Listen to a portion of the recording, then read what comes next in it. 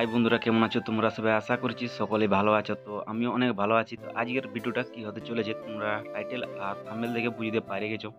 তো আমি যাচ্ছি আজ অযোধ্যা রাম মন্দির, উত্তরপ্রদেশ। আর এই ব্লগটা আমি এইখানের একটা স্টেশনে শ্যুট করছি।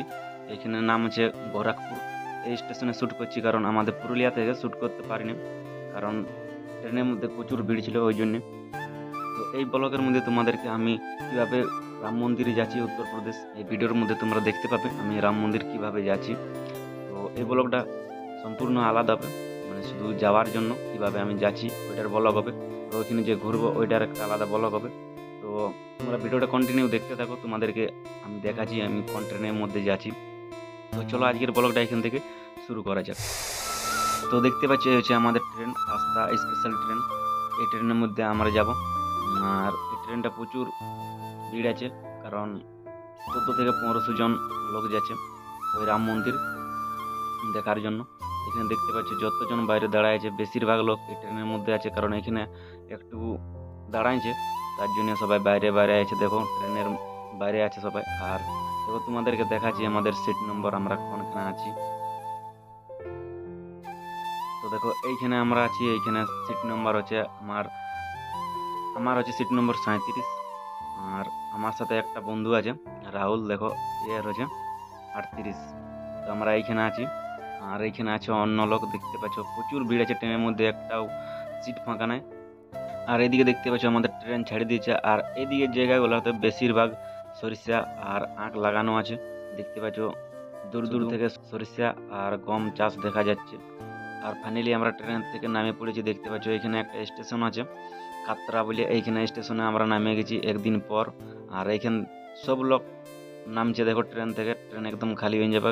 আর এইখান থেকে আমরা অন্য জায়গায় যাব, আমাদেরকে এই বাসে করে নিয়ে যাবে এইখান থেকে। দেখতে পাচ্ছ তো, তাই সব লোক ট্রেন থেকে দেখো নামে গেছে।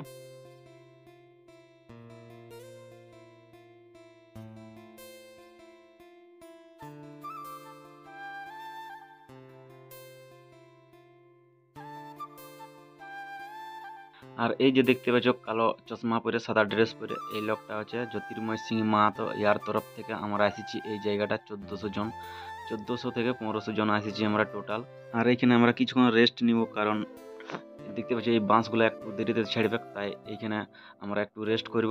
আর এদিকে দেখতে পাচ্ছ আমাদের বাঁশ ছাড়ছে, তো তাই আমরা বাঁশ চাপার জন্য একদম তৈরি হয়ে গেছি। আর এদিকে দেখতে পাচ্ছ ফাইনালি আমরা বাঁশের মধ্যে চাপে গেছি। আর সব থেকে শেষের একদম সিট পাইছি, দেখো আমি আছি আর আমার বন্ধু দুজন আছি আমরা। আর এদিকে দেখতে পাচ্ছ আমাদের বাঁশ ছাড়ে দিয়েছে। আর দেখতে পাচ্ছ এই পাশে একটা নদী আছে, অনেক বড় নদীটা, যত দূর বালছি শুধু জলেই দেখা যাচ্ছে। দেখতে পাচ্ছ এদিকে আছে আর এই পাশেও আছে।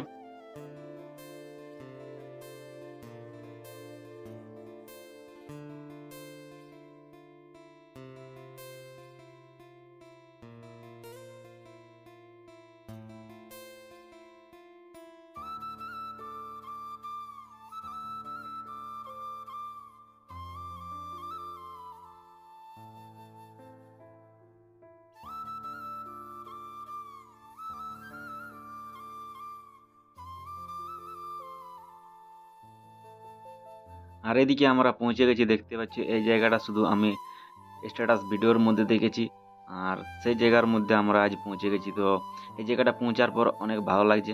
আমরা এখন এই পাশ দিয়ে আগের দিকে চলে যাব।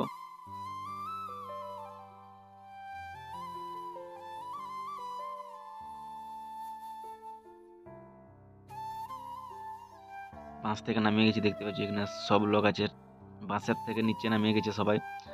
দেখতে পাচ্ছি অনেকগুলা বাস আছে একই রকম, ওই বাসের মধ্যে আমরা এসেছি সবাই।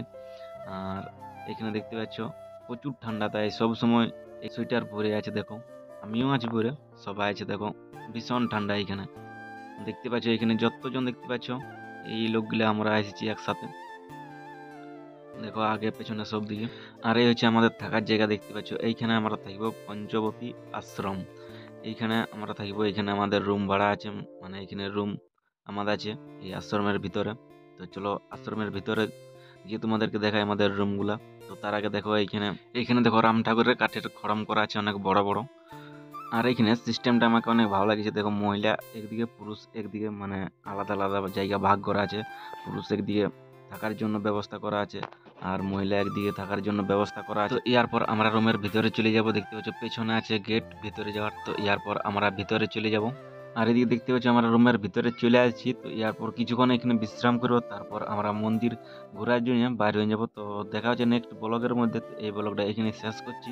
তো কেমন লাগলো ভিডিওটা অবশ্যই কমেন্ট করে জানাবে। তো ভালো থাকো, সুস্থ থাকো।